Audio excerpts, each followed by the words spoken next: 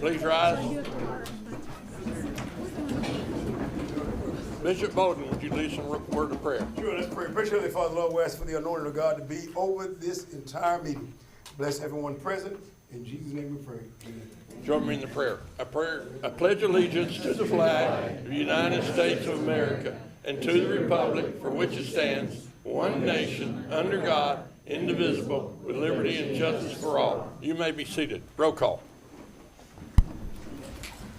Councilmember Deeds. Here. Bolden. President Council. Levins. Here. Sansing. Here. Ray. Here. Mashburn. Trailer. Here. Twitty. Smith. Raines. Here. Mr. Mayor. I think I'm here. I have two absent, sir. Thank you. All right, before you have a presentation of the minutes of the November 17th meeting, do I hear anything about the minutes of the November 3rd meeting? Move we accept the meetings, minutes as written. Second.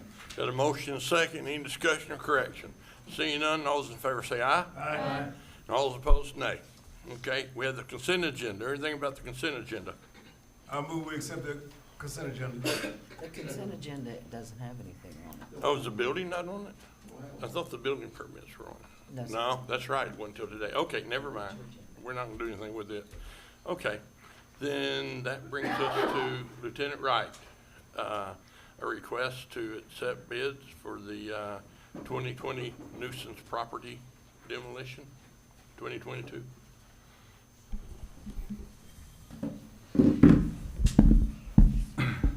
So we had to rebid this out due to none of the contractors previously been able to get their bonds to be able to conduct the demolitions.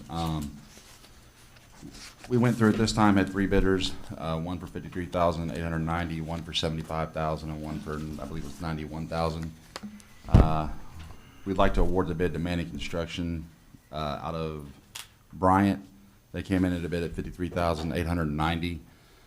We contacted North Little Rock Code Enforcement and stuff. They've done some work with them, and they sang their praises, said he's quick, said he's very thorough and does the job pretty good, so we'd like to award the bid to them, please. Okay, and that's on all 8 properties? That's on all 8 properties. Okay, I was getting ready to ask. yeah, okay. Any questions of what we're doing and why we're doing it? Because we had the bid last time, they just didn't meet the qualifications. They didn't, so- they weren't able to get the performance bonds. so. Okay. So, Mr. Mayor, I move that we sell a little bit. So okay, moved. got a motion, second to accept the low bid. Any discussion? Seeing none, all those in favor say aye. Aye. All those opposed, nay. Okay, it carries. That brings us to a special guest, Phyllis Hodges. You're welcome to have the podium, and tell us why you're here and what you're doing. Enlighten us. I might give you more than 2 minutes. But you have a microphone right there if you're gonna sit there, or if you Actually, want. can I stand? You can stand to that microphone. Yes, that'll be just fine. Good evening, everybody. Excuse me, Mayor. She's pretty good at with that hand deal. She'd be able to turn around and talk and Yeah, she can do whatever she wants. everything. She can take. She's got to walk around. She's kind of like you. Good evening, everyone, Mayor Good to see you and again. board members and all of you guests. I'm Phyllis Hodges. I am an author, and I'm excited tonight because I used to say I was a local author, but as of tonight, I'm an international author, and I'm gonna tell you why I'm here in a few minutes. But I'm here with my husband, Byron Hodges, of 48 years, and I always like to put this 48 years in there because it is a miracle. That's what I'm saying. Can we just, come on, y'all. Thanks. Again, Mayor, thank you for the 6 minutes to talk to your council members. It's a blessing to be able to stand before you all because I'm on a statewide book tour with superintendents and mayors. And what does that mean? Let me show you all a couple of things first.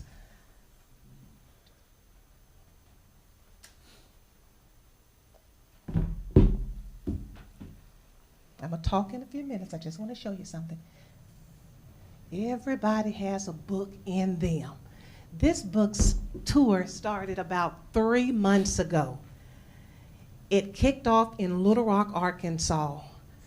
I went to the superintendent of the Little Rock School District.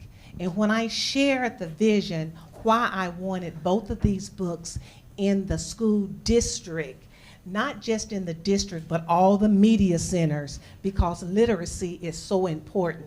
Then I met with the mayor. I got an endorsement. So that was the kickoff. I started going to all of these cities, and I ended up here in Jacksonville. Now let me tell you what happened in Jacksonville. I went not too far from here. I went to the Jacksonville School District, and I met with Dr. O. Dr. O heard the vision. And he started to talk to me, and he said, yes, those books do need to be in our media center. So I'm saying, yes, we talked about the book. Now let me tell you a little bit about the books before I tell you what happened when I came to City Hall. Oh my God, it was something when I came here. Now let me let you look right here. This is a living history book. This is a current history book. It's an Arkansas history book. It's an American history book. It's an African American history book. So in this book, it's about 6 different types of history. But the great part about it, when most people look at this book, the first thing they think about is politics. Oh, you're going to be fooled. Because when you open this book, you're going to read about heroes and sheroes. And a lot of the individuals that's in this book, guess what? They're from Arkansas. When I walked into City Hall and met this gentleman, Bob Johnson, the first thing I saw him, his bald head. He didn't have a hat on, but I had saw this man, this mayor with a hat on. So I'm looking like, what? And I'm sitting down and I'm talking to him, but I didn't see that politic type of person. This individual, what I saw was, my God, I saw a person that had a vision. And this vision was not just for the city, it was for the people. And when he found out that both of these books were going to be in the school, guess what, you all? He said, I want each one of my council members to have one, and I'm going to bless them with one. So I think we need to give it up because the mayor has actually purchased a book for each one of the council members. Can we have a round of applause? How many mayors do that? Not many. So tonight, I'm going to tell you ladies, look at this book. There's a few ladies up there. A lot of times, ladies, women have self-esteem issues. Yeah, whether you want to admit it or not. This particular book here is a self-motivational book. When you look at it, it may draw your attention because you're going to look at Oprah and you're going to see Michelle Obama. And you're saying, well, what is that all about? Then you turn it over. I want you to see a mirror. And the purpose of that mirror, ladies, I want you to look in the mirror and see yourself beautifully and wonderfully made. But not only that, when you look at the bottom, you're going to see a Beyonce, you're going to see Ellen, you'll see Megan, but when you get to the top, you should see yourself. And your first teacher, my mom was my first teacher. So that's what the book cover is all about. But to motivate you, you look inside of the book and you read about all these Arkansas women that made history. Now I want to go real quick back to this book. When I walked into City Hall, I quizzed your mayor. Did he pass the test? No, he didn't pass it. Let me ask you all a few questions. I'm going to see you're going to pass it. I know I don't have but a few minutes, but listen up, everybody. Remember, you're going to get a copy of 8 Years, or you're going to get a copy of Girl Power. Listen up to these names.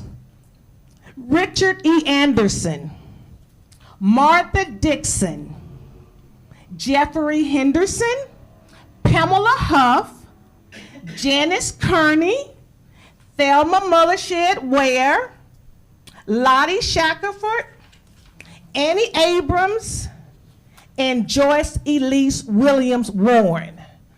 I'm looking at the smart board members and that smart mayor. I know better now, but. I want you all to raise your hand if you can honestly tell me, Phyllis, out of all of those names, I am so familiar with at least 5 of them. Raise your hand. We got one. Lottie, that's one. And Abram, Lottie and Annie. God, I forgot the other name, but I can sit on boards with those people you call. Okay, so you're familiar. Yes. Anybody else familiar? We're talking about Arkansans. Yes. Let me tell you all something now. You're gonna be, let me look in the audience. Do I count? No, honey, you don't count. You don't count. I'm gonna look over here first, cause I'm looking at some smart looking folks. $100 prize. Raise your hand if out of all those individuals I just named, if you are familiar with at least 5. I'm not over there yet. I'm gonna say it again. Raise your hand if you're familiar with at least 5. Oh my God, Mayor, look at here, look at here, look at here. Okay, let me come over here. Come on, Daniel, surely. I see some real smart ones over here. Oh my God, look at here, wait a minute. Raise your hand if you're familiar with at least 5. Wait a minute, y'all talking about probably. Either you do know or you don't know. At least 5. Judge Warren, okay. Lottie Shackelford. Mother Shed. Kearney? Oh, you real smart. Look at here. He's stalling for time. Let me tell you all, I'm surprised nobody in here said this. Nobody in here said Martha Dixon. Martha Dixon is from Arkadelphia, Arkansas. She made all of the gowns for Hillary Clinton. Y'all don't know that? You know our children need to know that. Wait a minute. And I see all you strong, handsome guys, watch this. You mean to tell me you all aren't familiar with Jeffrey Henderson? He is the first and only Olympic gold medalist in track and field in North Little Rock, Arkansas. I can't believe him. Yeah. Look at here. Stand up, y'all. Stand up here. Now, you know North Little Rock and McAlmont, they've been fighting, and they won. Okay. It came out to one. Now you know, but another thing about history, I tell the story. When I was a little girl in school, I hated history. What? You wrote a history book, but you hated? Yes, everybody that looked like me was downtrodden. I didn't want to be like none of those folks. And guess what? In history class, everybody in the book was dead. Yeah, this is a history book. Guess what? Living history. Everybody in this book is alive and well. Raise your hand if you've read history books with everybody alive and well. What? Barry, you don't count. Okay. Well. Okay, you got just about 2-3 more minutes. Hurry up. Okay. He gonna tell me to sit down. Let me ask these questions. Let me go to this young lady right here. She got that look on her face like, woman, will you please sit down? I'm standing in front of you. I want you to look at your beautiful self in that mirror. And then I'm gonna turn this around and I'm gonna ask you a question. When you were a little girl in school, did you ever read a book just about ladies doing all powerful things, rags to riches? And if you did, can you tell us the name of that book? I grew up in Nebraska, so I'm not familiar with any of these people. Okay, but that wasn't the question. Y'all hear that? She must be an attorney or a politician. She didn't even answer the question. The question was, when you were in school, did you read any books with just ladies that was almost rags to riches, that was really doing some positive things? I probably would have read more about sex because that would have been happening. Ooh, I'm liking that too. Read books about saints. I need some of that. Okay, my point is, when I went to the school district, everybody, I shared a lot of information in reference to the motivational book and the history book.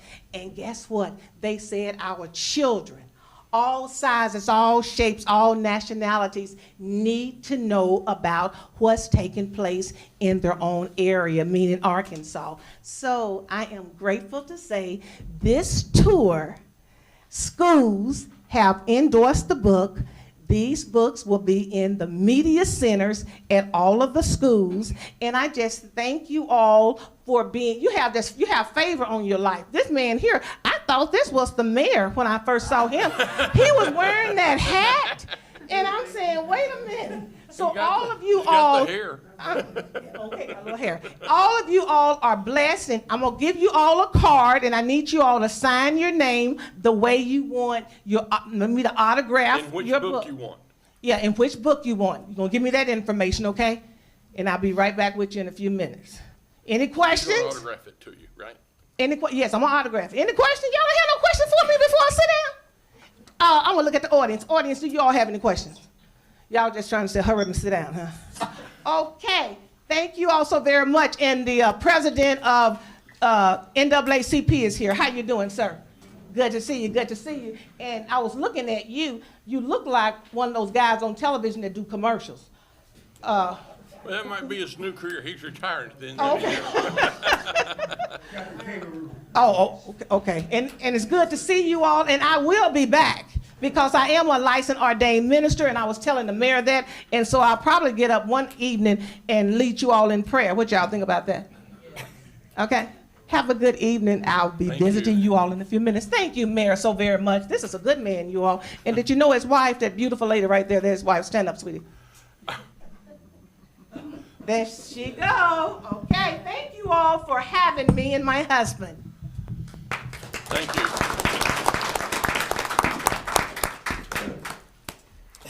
Okay. Now, Emily, this is your request bid to accept managed service provider. Yes, so I put our managed services out for bid. This is basically, it's sort of like a fourth IT employee. We were paying a company about $82,000 to help us with, they provide like Microsoft assistance, assistance with networking, firewalls, things like that. So we have a company that can, right now we just have a few of our devices managed. We have a bid for a couple that could do all of them. For one, we had the same amount, about 82, and then the one I am requesting is 77,868. That's NetGain Technologies. So that is who I am recommending. Do y'all have any questions? Yes.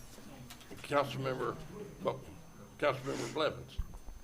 So this is not the same company that you had that was going to help bring over all the Office 365? It is, yes. It is? So yes. This is a different company altogether, a different bid, but you want to go with the same company? Yes. Yeah. We only had 2 bids, and they were one of the ones that bid on it. Okay. And you mentioned that one of them has the ability to do more. Is the one that has the ability to do more, is it still the lowest bid one on here? So both of them are actually, they would manage all our devices, basically excluding workstations. The one that we have now does not do that.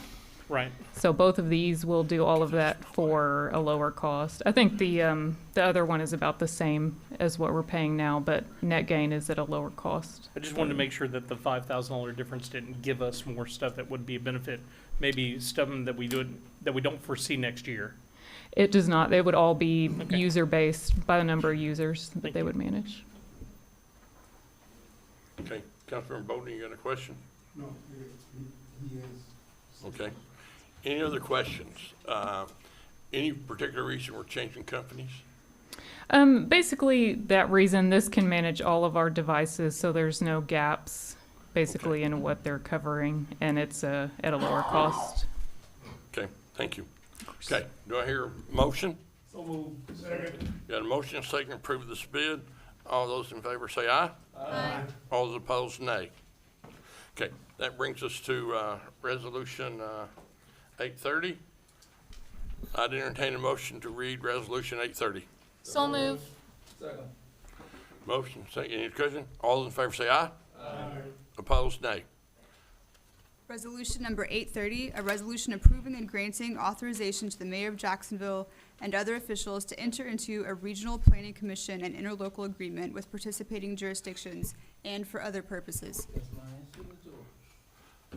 Okay, Dr. Price, would you care to explain what we're doing and why we need to do this? And now you have some other guests that want to speak also? Hello, everyone. It's been a while since I've seen all you. About 4 years ago, a guy named Colonel Robert Ader, some of you know him as Gator, retired C-130 pilot from the base, pulled a group of people together from around central Arkansas, from about 8 cities and 4 counties.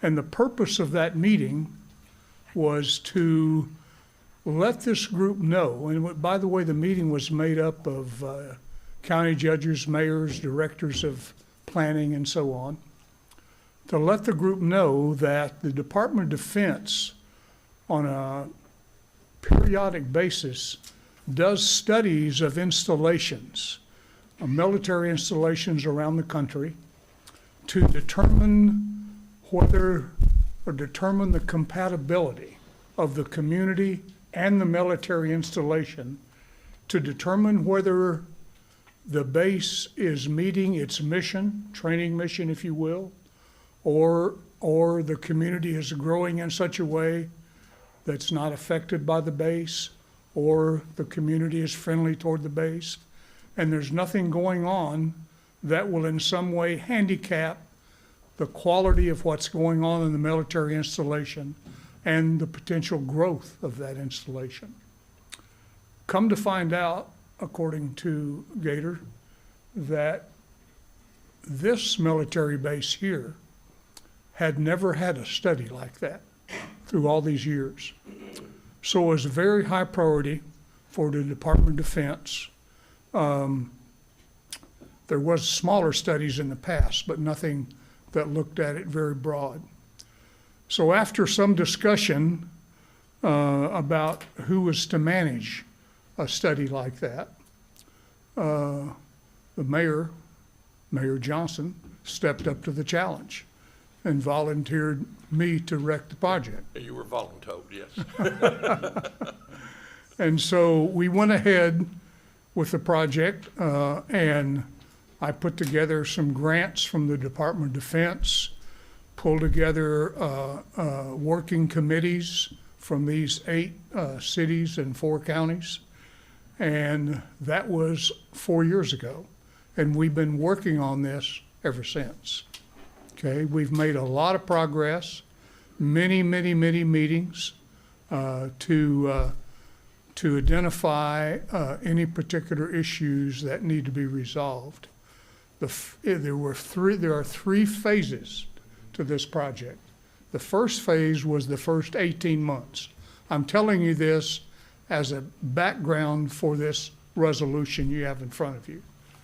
First phase, 18 months, and that was a study to look at the situation and to come up with recommendations. Phase 2 was implementation of recommendations. And we're in the process of finishing that up now. It'll be finished up in February. Then phase 3 is a long-term strategy for how we manage some of this long-term. And what you're looking at in terms of the resolution is in fact a planning commission that will help do that. Working with our other communities throughout the central Arkansas area. And so it's a $1 million project. Multiple grants from DOD, multiple grants from the state. The state paid part of it as well. And Colonel Ader represents the Office of Military Affairs in the governor's office. And so that resolution you have in front of you, in fact, is a summary of a planning commission was written by our county attorney, Adam Fogelman, that's sitting here behind me. He's here to go over that if you would like to hear an interpretation of what some of that stuff means. Also have with us tonight Tyson Smith from White and Smith Consulting. They're an expert group in Charleston, South Carolina. that has been our consultants throughout this entire phase 1 and phase 2. And they are experts. They've done multiple studies around the country.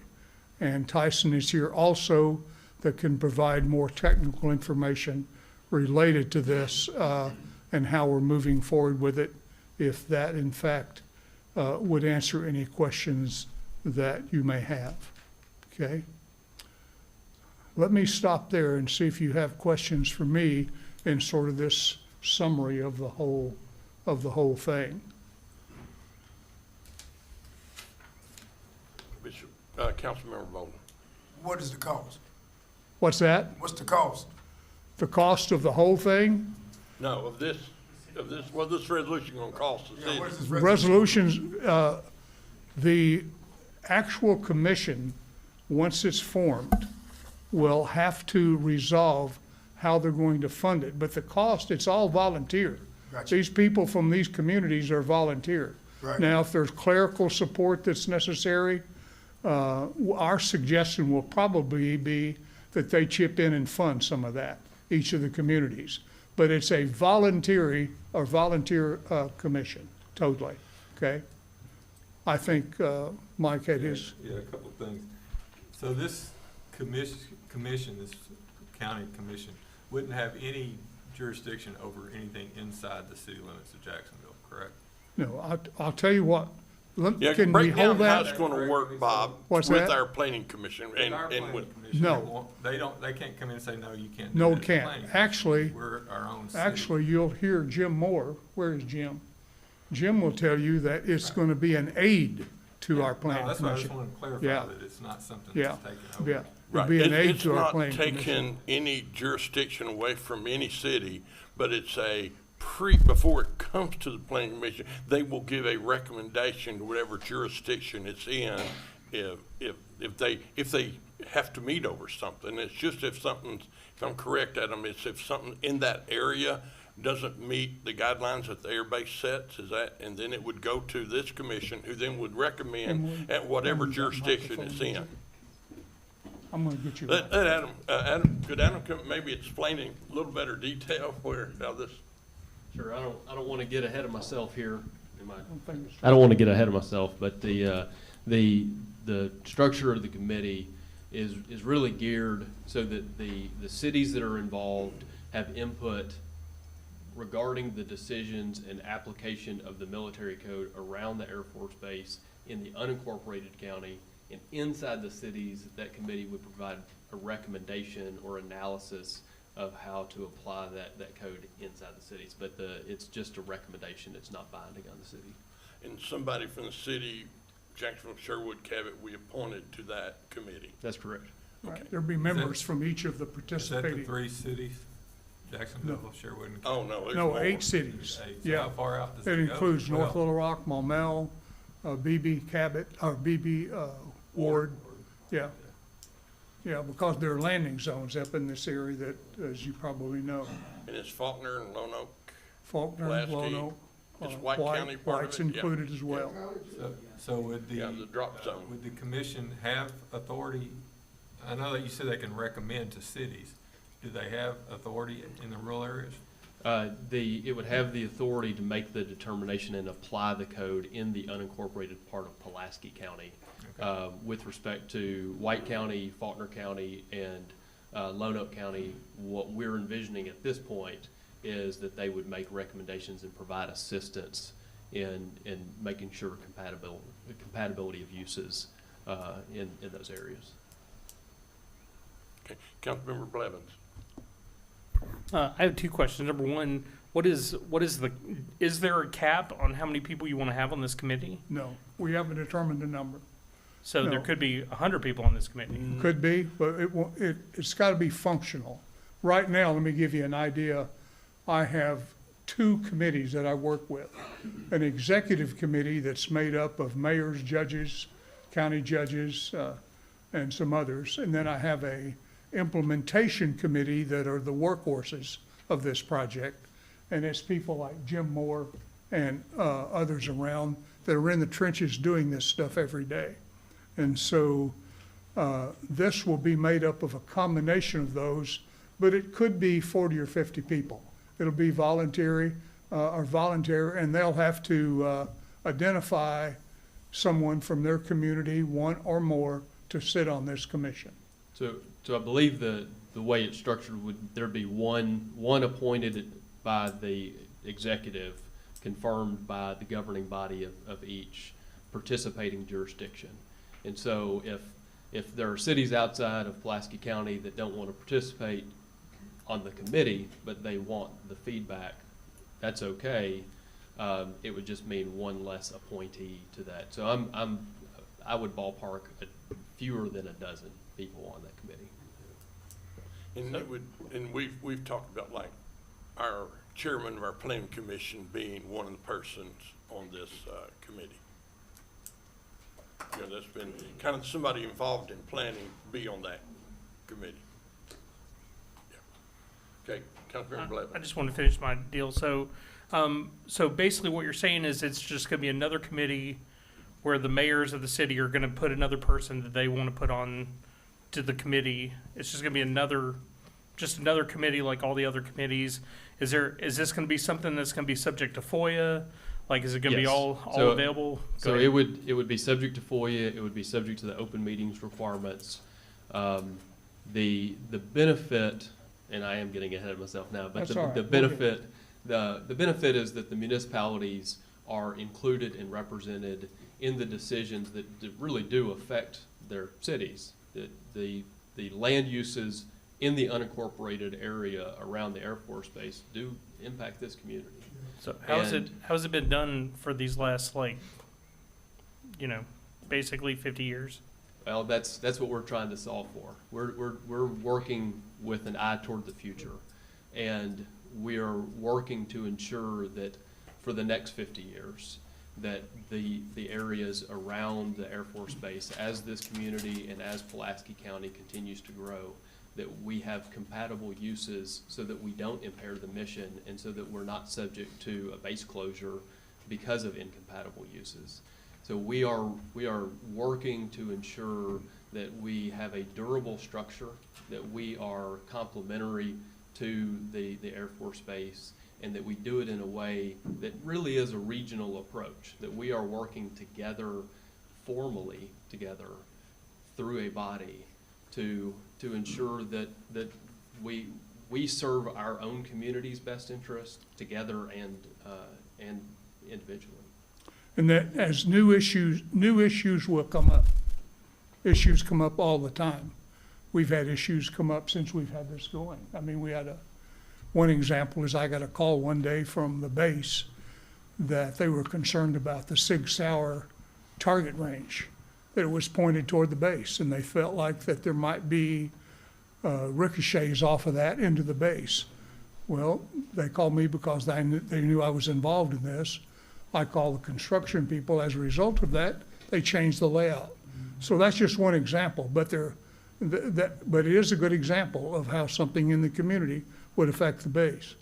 And so we're looking toward the future, as Adam says, to help resolve new things as they come up, and a representative body in order to help do that.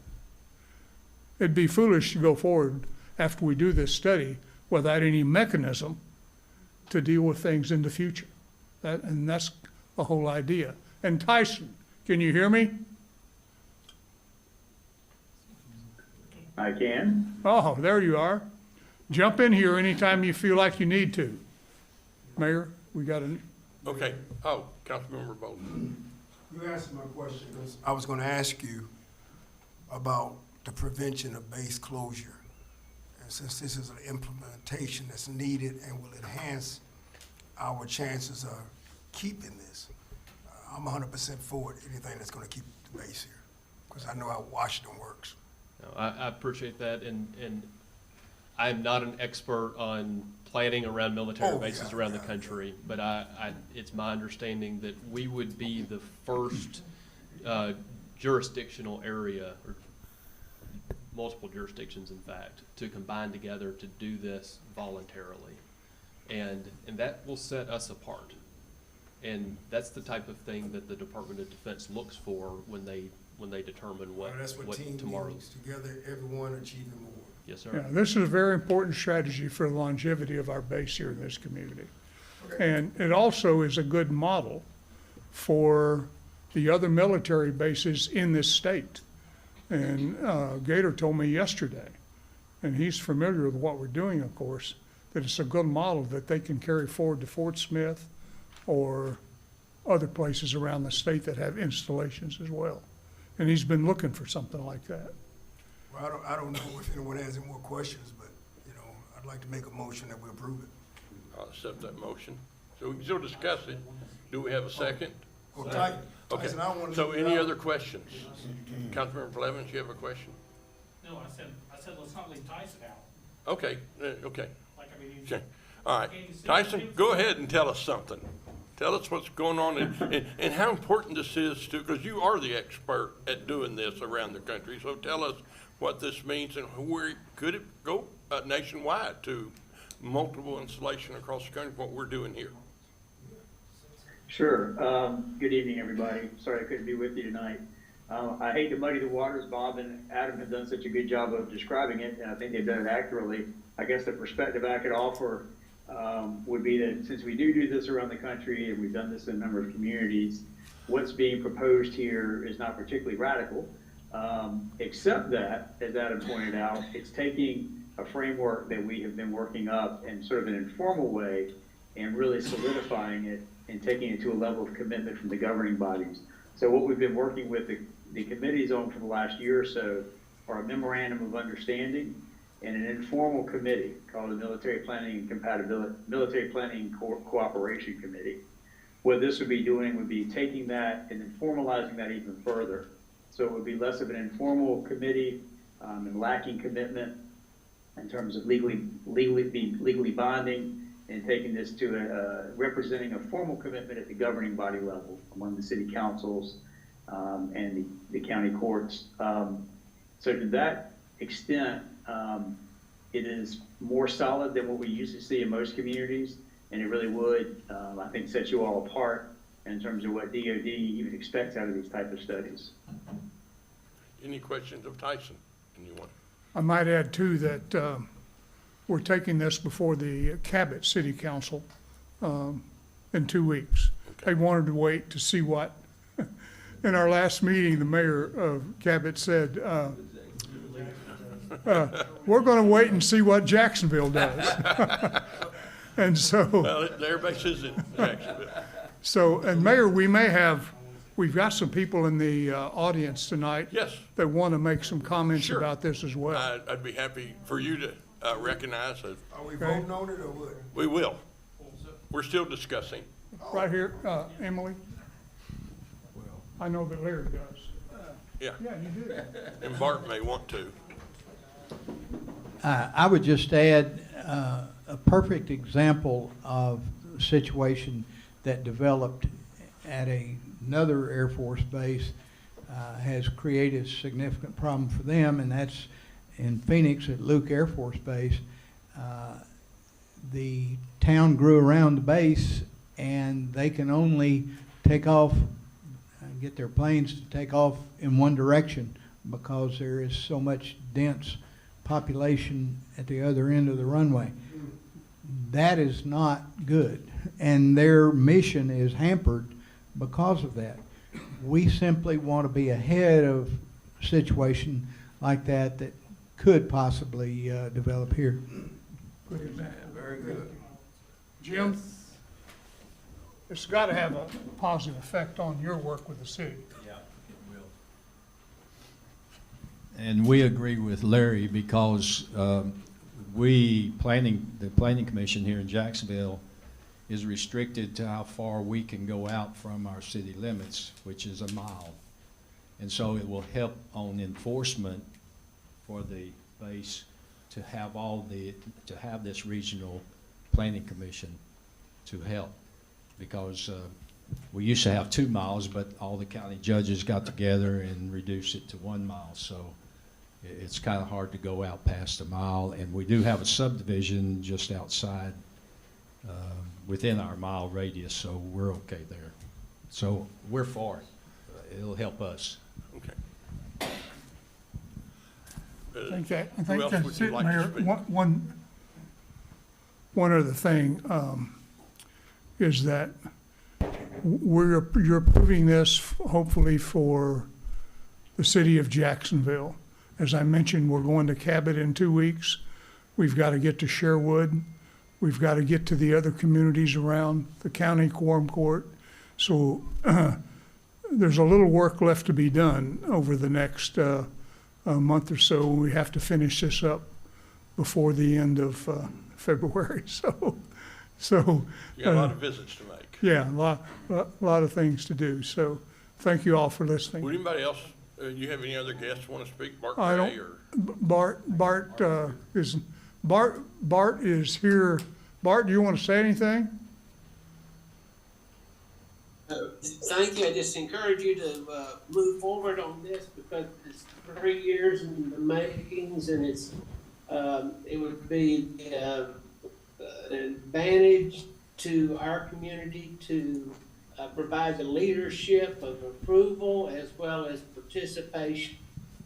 And thanks, Bob, the county for taking leadership in this. Okay, thank you, Bart. Is there any Councilmember Blevins?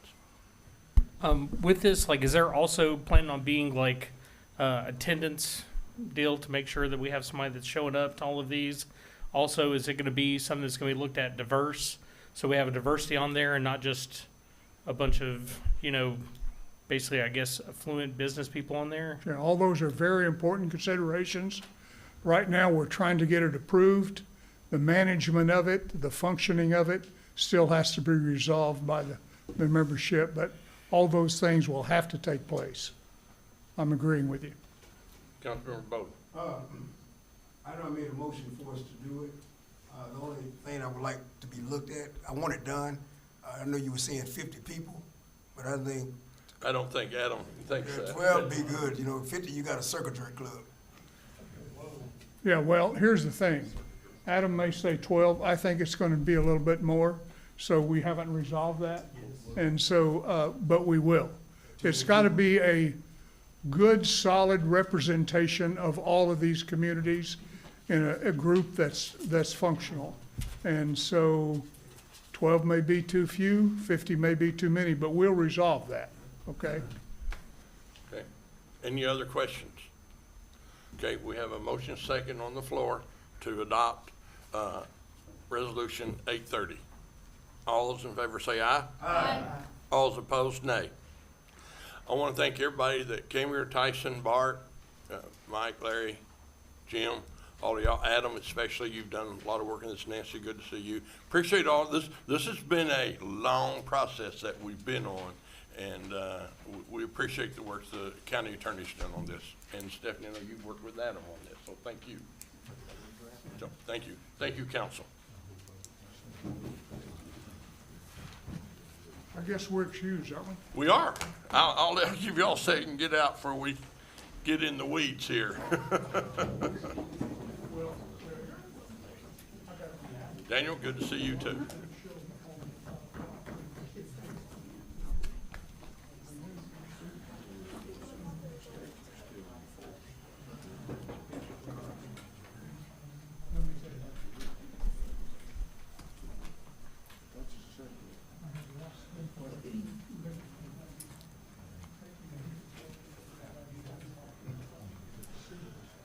Okay, that brings us to ordinance 1174, which is our budget ordinance. I'd entertain a motion to read ordinance 1174. So moved. Second. Okay, roll call. Councilmember Deets. Aye. Bolden. Aye. Levins. Aye. Sansing. Ray. Trailer. Twitty. Raines. Aye. Ordinance number 1714. An ordinance adopting a fiscal budget for 2023, making appropriations and authorizing expenditures for operation of various departments of city government for the purchase of materials, supplies, equipment, and services covering general fund operations, street fund, emergency medical services fund, shooting range fund, sanitation fund, declaring an emergency, and for other purposes. I think we're all familiar with this, and tonight's the night that we ask department heads what their, if they'd like to, questions from the council for department heads on the budget or Cheryl, whoever that you'd like to discuss it with. So any questions of any department heads on the budget?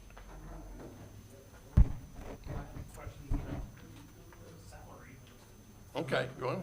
Okay, I recognize Councilmember Blevins. Go ahead. No, you pointed you. So I looked through the salary breakdown of everything. I guess the very first question I have is, what is this new position, this Director of Administration position for $65,000? I think that's in the Cheryl. Could you explain that?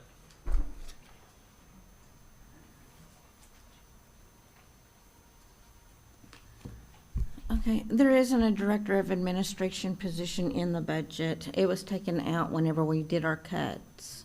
And Okay. so it's not there. Okay, I only said it because it was in the paper that was given to me when I requested it. Yeah, that's It's a position that used to be here. It's not here anymore. right. Also, we have on here a 5% raise across the board for all the members all the citizens, or the employees that are full-time. And we don't have anything on here for part-time people, which is something that has been, I mean, the part-timers have been like overlooked ever since COVID. I mean, they were still here working the whole time, you know, even when we gave the hazard pay to the people that showed up, that all the full-timers got, the part-timers didn't get anything during that time. I think 5% raise I think it's way too much. I know that I've had a conversation with you, and I know you told me that we could sustain it. I really don't know how that's gonna happen, especially with us hemorrhaging businesses like we've had the last little bit. I mean, the job, I mean, just like we have a 20% poverty rate right now. Our unemployment is almost like 30% or 20% also. Like, I just don't see the money being, we're already gonna lose a business next year, and we have going up for the next 3 years and increase with this bus plan that we have coming in that we're gonna have to cover for perpetuity. I just think, you know, $520,000 in perpetuity added to the budget is just a lot, and I think it needs to be relooked at. Well, as far as the part-time employees, all part-time employees are at $12.50. And with part-time employees, we do not have as much. Well, let me back up and say, we expect more from our full-time employees than we do from our part-time employees. And so, and that's the reason why there needs to be a difference between our full-time and our part-time. And $12.50 is more than the state minimum wage. I understand that, but there are people in this city right now that can go otherwhere to, I mean, I think that's why majority of the employees that we have don't even live here in Jacksonville, is because the people that are here locally that actually are the ones that need the jobs, they actually need more than $12.50. And you also made a comment that we overlooked our part-time people during COVID, but during COVID, whenever they weren't actually physically working, we still paid them. I said, in regards to the pay, in regards to the paycheck, they were overlooked. They did not receive a paycheck. That is exactly what I said. They did receive a paycheck even though they weren't working. Could we hear from Charlotte about this issue? Oh, I was just gonna comment on Cheryl that our part-timers, most cities, Cabot, Sherwood laid their part-timers off. We did not. We agreed to pay our part-timers 20 hours a week the whole time COVID was on. Because we shut down, we agreed to pay our part-timers. They got paid 20 hours a week. Every payday, they got 40 hours a week, about a year. We paid our part-timers to keep our part-timers. We didn't want to lose them. Excuse me. Oh, yeah, go for it. Councilmember Bolden. And that's fact, what you said. Yes, But could you explain, because I think it needs to be public knowledge, how much the city pays dealing with the insurance and things of that nature that our employees do not have to absorb out of their pocket? Our employees right now, at the rate of our insurance, our employees pay $150 per month. That's family coverage. the city pays $984.56. For our part-timers, No, wait right there. How much? $984.56 Per per employee that covers half full-time coverage Per month. per month. Mhm. I think that needs to be public knowledge, so people know Yes. we take care of our employees. Yeah, even our, They made that clear when they said we couldn't hire new people because the insurance was too expensive. Go ahead to even our single coverage, they pay $72 a month, and the city pays $446.78 per month. Now go ahead. Yes, ma'am, we're asking it to move up to 90, and that's still gonna put us at paying $470 something a month for, single coverage. Now, could you cover the part-timers, because you were getting ready to go there, and could you cover that, how much you pay for them? We pay our part-timers when we raised all employees up to $15 an hour, about that same time, we raised our part-timers up to $12.50. And again, we're trying to keep our part-timers. That's why we elected during COVID, when we shut down for that year, we elected to pay them 20 hours a week. Some of our part-timers were very great. No, I'm not gonna say that. I'm gonna say some of our part-timers didn't even do 20 hours a week, and they got paid for 20 hours a week. Some of our part-timers were only doing 9, 10 hours a week, and we paid them 20 hours a week. And one of our part-timers came and said, thank you very much, because I wasn't even getting paid that much before COVID.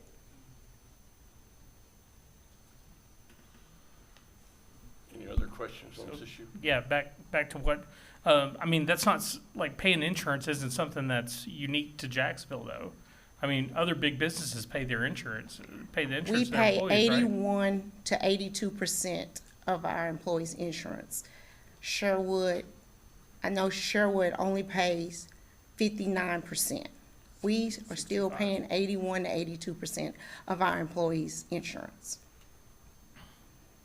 And as you can see, we have ate the cost of the insurance the last 4 times.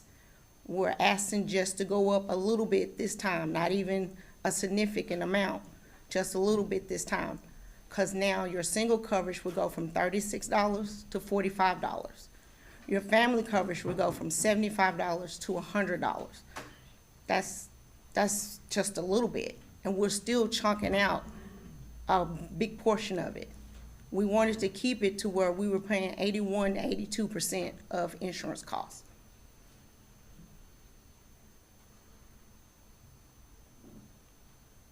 So how come we didn't break it down over the last couple of years? How come we're just doing 5% right now? Sure. You might as well talk about APRS. Bring up Okay. APRS. Oh, Yeah. APRS is just for civilian employees. It's not police, it's not fire, it's just civilian employees, the rest of us. APRS is trying to get us to 7.5%. So they're gonna go up a 0.25 each year that the employee pays. Not us, the employee. So there we are again, we went up to 5.25 last July. We're gonna go up to 5.5 this July. So I think 5% is a very nice raise for the little bit that we're trying to go up. Also, they're still gonna see a significant amount of raise with the 5%. But if we didn't give a raise, they'd actually have a decrease in pay. You will have a decrease in pay. Inflation, higher APRS. Yes. And then. And APRS is something they cannot opt out. They cannot opt out of cannot. APRS. It's mandatory.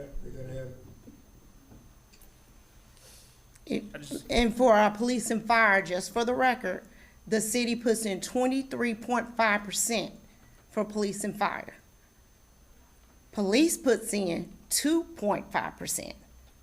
Fire puts in 8.5% because fire elected to have more, no Social Security coming out their paychecks, to have more going into their retirement.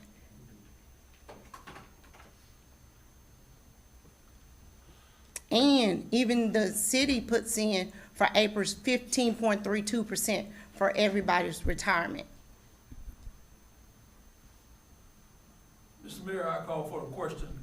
Okay, so, It's a little early for that. yeah, I think we still got some questions going on. Let me ask you one thing, on the part-time employees that Brian has a problem with. If a part-time employee is a good employee and they've been here for doing part-time, I mean, some of them may want a part-time job, but if an opening comes up for a full-time position and they're doing a good job, they're gonna be able to step They're right first to into be that, eligible right? for. And That's what a part-time position is for.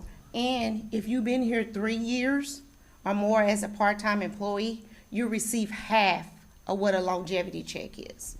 So a full-time employee gets $700 for being here 3 to 5 years. A part-timer that's been here 3 to 5 years gets half of that. So we do give our part-timers longevity for being here. And no matter of fact, we had 5 employees that were part-time that received longevity checks for the first time this year, because they've been here 3 years or more. Okay, Councilmember Deeds. Well, I'd just like to say that, the 5% I think is fair, based on all the extra work that even the employees that we have been doing. I mean, Yes. they go over and above from what I've seen. If we're gonna retain people, we're gonna have to pay them. If you're gonna pay them bonuses, you might as well pay them up front and keep what you got. It's a whole lot easier to have the ones that you have that know the job to do it than train new ones, which right now, that's what we seem to be having to do. You know, they can get a bonus to go here or there. So, you know, in my instinct, 5% is reasonable, and paying the insurance, people don't realize how much of an advantage that is to be an employee that gets most of it paid. I mean, unless you've been in the situation where you pay it yourself, people don't understand what that cost. I mean, I can personally tell you, at $1,700 a month that I was paying, it's a lot. But I appreciate all our employees, and I'm gonna tell you, the ones I've dealt with go over and above. I mean, from police, fire, everybody that I know. I'm just telling you, everybody that I've dealt with, and I think that it's well-deserved and it's time. Let me add something about our insurance. Other companies separate it out where you have to pay medical, dental, vision. Ours is all included. It's all included. Plus, there is a life insurance policy also tied to our insurance. So you're getting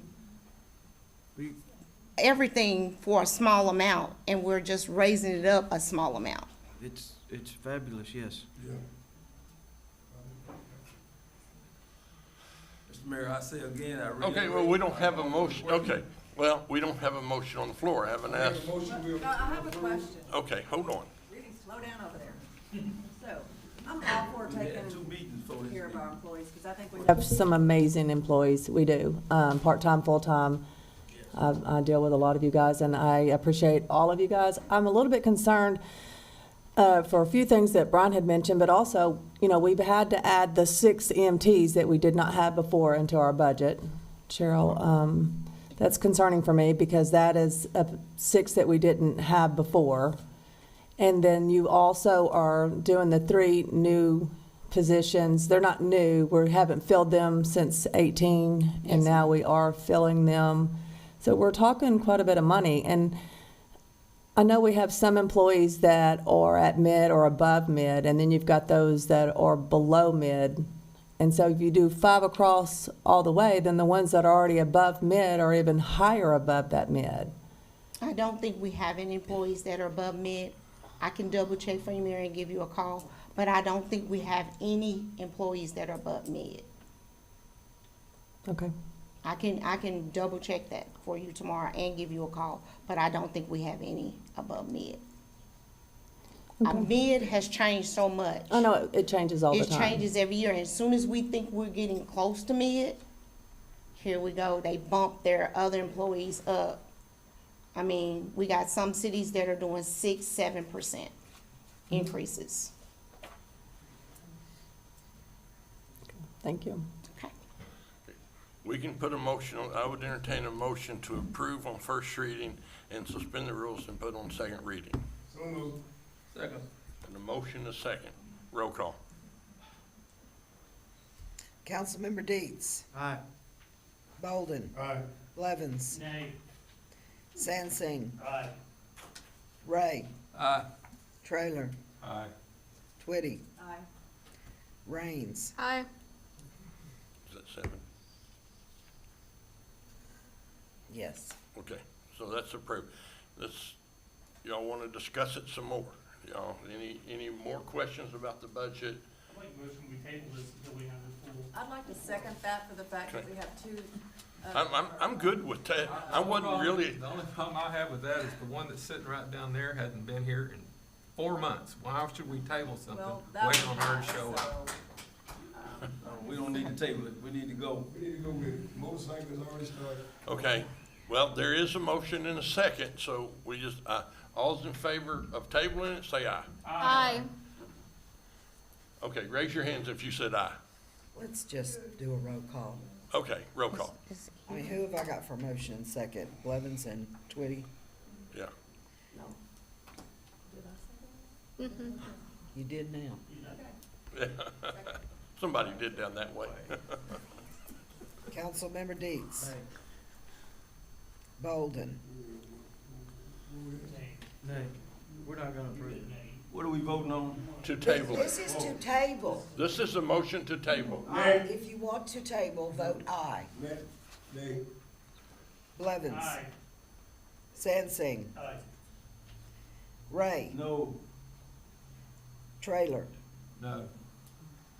Twitty. aye. Raines. Aye. It is even. So what would you like to do, Mr. Mayor? Terry, did you want to table it? I see no reason not to table it. I see no reason to table it. Terry wasn't the only one that wanted to table it either, though.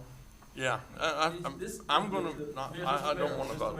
Mr. Yes. Mayor, this budget is balanced. It is. The people who work on this budget, we don't have no new department heads. All these people have been here a long time. They know exactly what they're doing. They know how much money we have. And they put this in every year. And they just got through saying how much good employees we have and how much we are in the pay scale with everybody else. And It's this budget $3 is million balanced. more than we've This ever done. budget is balanced, and I don't see no reason why we have to We table have this. things. in $3 this budget million that we haven't more. had before, and Charlotte's gonna get back with me on my question that I had with her. Okay, I have chosen not to vote, therefore it is tabled. All right. Okay, Thank you. because we wouldn't have got 7 to You know, my suspend the rules. So, Exactly. right, you're time to move on. Okay, I do want to thank everybody for their questions and, for doing this. So, all right, I want to ask now, you have a resolution that's put in front of you. I think Adam would, be the one to discuss it, but I entertain a motion to suspend the rules to read resolution, was it 831? So move. Second. Got a motion, second. All those in favor say aye. Aye. All those opposed, nay. Okay, so we've suspended the rules, and we're gonna hear, would you read the resolution? Okay. Okay. Resolution 831. That was to suspend the rules now. Oh, okay. Now, I would entertain a motion to read. Sorry, I'd entertain a motion to read. 7 to suspend the rules. Yeah, and I we thought did you less put it than that to together. read. I did too, so I was, okay. I'd entertain a motion to read Resolution 831. So move. Got a motion, second. All in favor say aye. Aye. All opposed, nay. Read away. Resolution 831, a resolution expressing the willingness of the city of Jacksonville to utilize federal aid surface transportation program funds. Adam, explain what we're doing, why we're doing it, and where we're doing it. This resolution is simply part of a grant application that we've put forth to MetroPlan for the Main Street one-lane bridge. This is for an 80-20 grant for engineering only. It's part of the package. It's a requirement. The support resolution is required as part of the package. But be glad to answer any questions. And this is the bridge that floods and stops people from going to North Lake, and the bridge that the fire trucks can't go over and the garbage truck can't go over full, and it's one lane that. Right. And strands those people in emergencies in that neighborhood. So before they'll give us an 80-20 grant to build it, we're gonna have to get an 80-20 grant to study it, Right, correct? that's Do correct. So engineering. this is not the big fee for construction, this is the smaller fee for to get it designed, and to which we would, kick in a 20% if we get the grant. I don't know how competitive we'll be, but, this is something cities looked at long-term for years, and we just need to keep pushing on it.